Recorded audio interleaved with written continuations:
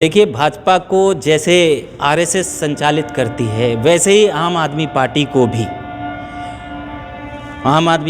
भी आप देखेंगे तो आरएसएस ही संचालित करती है। ऐसा नहीं है कि आरएसएस की शाखा में मुस्लिम नहीं होते हैं।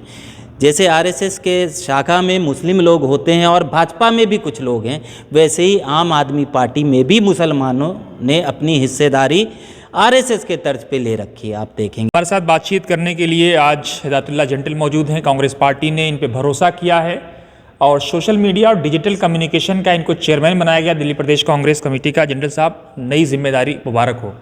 बहुत शुक्रिया अहमद भाई, वतन समाचार को बहुत बहुत मुबारकबाद। आम आदमी पार्टी को मौका देने का मतलब ऐसा है जैसे आपने सांप को दूध पिलाया हो। काफ़ी हद तक काफ़ी कम्युनिटी ने इनकी बातों में फंसकर इनको दिल्ली में सरकार बनाने का मौका दिया, लेकिन ये जनता के बीच जनता की चीज़ों को ना समझ पाए और ना उसको सॉल्यूशन दे पाए। नतीजा ये हुआ कि जनता अब धीरे धीरे इनसे दूर हो गई। जनता कैसे दूर हो गई कि इन्होंने जिन चीज़ों का वादा किया, महिलाओं से वादा किया, लोगों से वादा किया, ये फ्री बिजली, फ्री पानी, जब दिल्ली की जनता पानी ख़रीद के पी रही है और लगभग 30 से 40 रुपए का एक केन आता है। आप आबादी जोड़ लीजिए, रोज़ाना लगभग 1000 के आसपास एक आदमी को इतना कॉस्ट पड़ जाता है। एक परिवार मतलब 1000 रुपया महीने का पानी के ऊपर खर्च कर रहा है। तो आप ये बताइए कि लगभग 10,000 सालाना हो गया। आप इन चीज़ों को अगर जोड़ें तो वो पानी फ्री किसको दे रहे हैं, जब ज़्यादातर आबादी दिल्ली की पानी ख़रीद के पी रही और पानी जो जहाँ मिल रहा है वो इतना प्रदूषित है, इतना ख़राब है, जिसके वजह से कालरा, डायरिया, कई और सारी पेट की बीमारियां हो रही हैं। देखिए, भाजपा को जैसे आरएसएस संचालित करती है वैसे ही आम आदमी पार्टी को भी आप देखेंगे तो आरएसएस ही संचालित करती है। ऐसा नहीं है कि आरएसएस की शाखा में मुस्लिम नहीं होते हैं।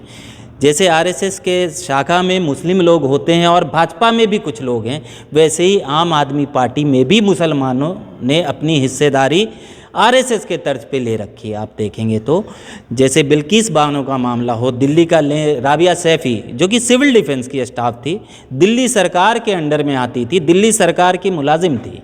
उसके बावजूद, मैं दिल्ली प्रदेश अध्यक्ष हूँ ऑल इंडिया कौमी तंजीम का, बहुत कोशिश किया। इमरान हुसैन मिनिस्टर हैं यहाँ, विधायक अमानतुल्लाह खान हैं, हम हर जगह अपने ख़त किताबत करते रहे, कोशिश करते रहे कि हमारे कम्युनिकेशन से कुछ हल निकल जाएगा। राबिया सैफ़ी के परिवार से मिलते रहे, लेकिन इन्होंने जो वादा किया था उसके घर जाके उस वादे को भी नहीं निभाया और अब तक उस परिवार को 1 रुपया भी नहीं मिला है।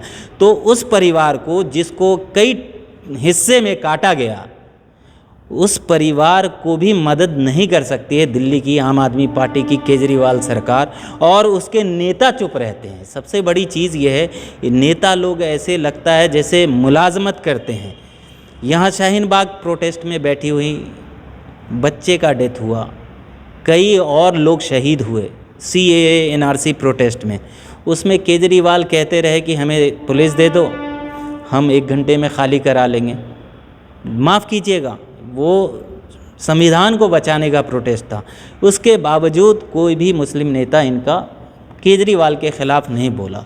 हत्ता के जो तबलीगी जमात की जब बात आई, निज़ामुद्दीन मरकज़ की बात आई, पूरे दुनिया का मरकज़ है, वो सेंटर है, उसके बावजूद जब केजरीवाल ने प्रेस कॉन्फ्रेंस करके कहा कि मौलाना साद जो कि हेड करते हैं उन पे मुकदमा दर्ज होना चाहिए और उनके अपील पे FIR दर्ज हुआ, तो एक जिससे इमोशंस जुड़ा हुआ है, एक कम्युनिटी का, एक बड़े हिस्सेदार, जो मुल्क के हिस्सेदार है मुस्लिम कम्युनिटी, उसका फेथ जुड़ा हुआ है, उसको तोड़ने की एक केजरीवाल के ट्वीट से, प्रेस कॉन्फ्रेंस पे ये असर पड़ा कि पूरे हिंदुस्तान में लोगों के आई कार्ड चेक होने लगे।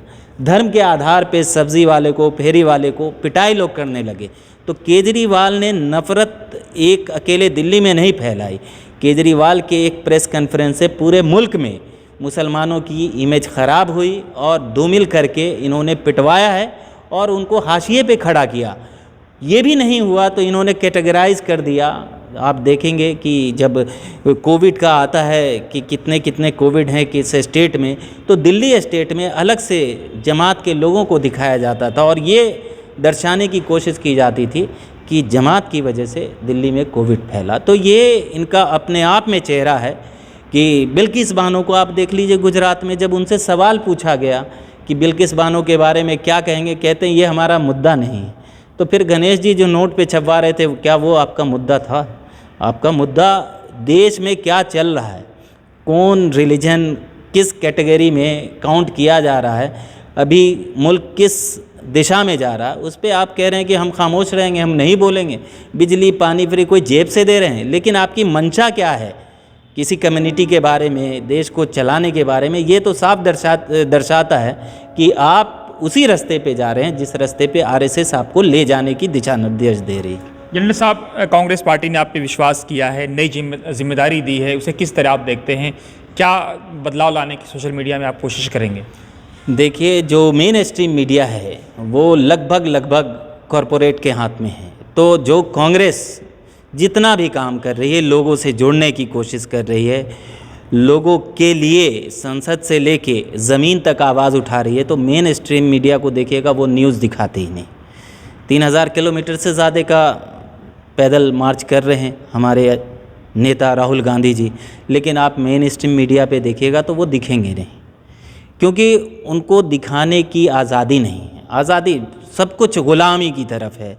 तो जब आज़ादी नहीं है तो राहुल गांधी जैसे नेता को नहीं दिखाया जा रहा है, तो सोशल मीडिया ही एक माध्यम है जनता तक पहुंचने का, घर घर तक पहुंचने का।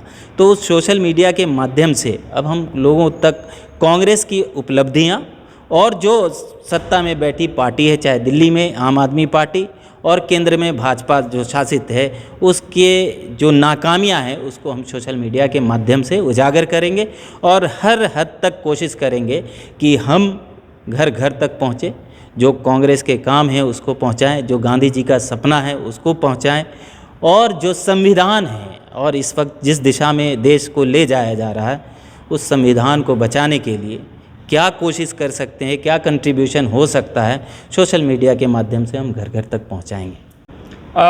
जनरल साहब, ये आपने तो बातें की, लेकिन बड़ा चैलेंज था आपके लिए जब आप अपना त्यौहार छोड़ करके लोगों का कूड़ा, लोगों की गंदगी, उनके जानवरों की गंदगी ट्रक में लादते थे अपने हाथों से।